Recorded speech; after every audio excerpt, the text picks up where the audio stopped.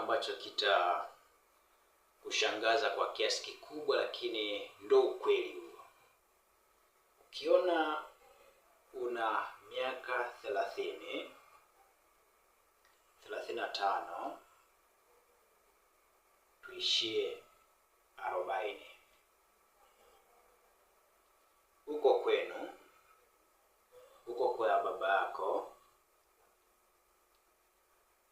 ama hujaoa ama hujaolewa, lakini uko kwa baba yako, au una miaka hiyo ambayo nimeitaja, una nyumba, una gari, una mtoto, una mke, una mme,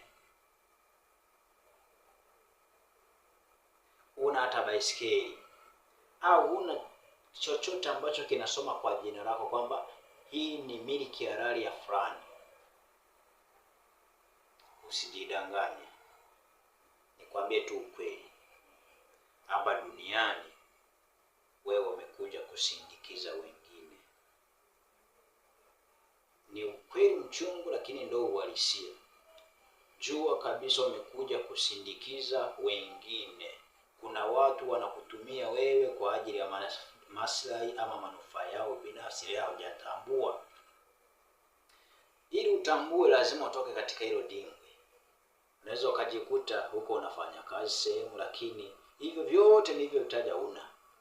Kwa wewe ni mtumwa kama mtumwa wengine, kama waliokuwa wakifungwa minyororo nyakati za ujima na utumwa na utwana huko. Miaka hiyo una tofauti na. Lakini unaweza ukawa uko huru, unaamka, siku inaisha, unalala, asubuhi inafika, jioni inaingia, usiku unaingia, unalala, unaamka, kulala kwa lugha nyepesi. Wewe hauna tofauti na mtumishi mmoja aliwahi kusema, ni mnukuu mchungaji mdogo alisema, wewe una tofauti na mfugo, yani kwa maana ya paka, nyau, dogi na ng'ombe. Kwa hiyo tafakari na uone namna ambavyo unaweza kujikwamua kutoka kwenye ili dimbwi ambalo linaweza likakuzamisha na ukapoteza future yako ya moja kwa moja. Kwa sababu kuna muda wa kujifunza. Muda wa kujifunza upo. Kuanzia miaka 15 ukaingia kwenye ujana wako pale.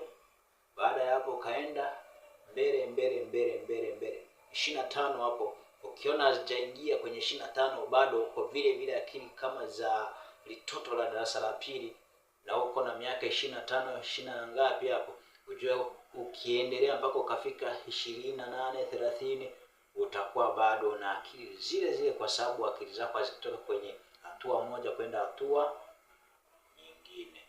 Kwa hiyo tafakari vizuri.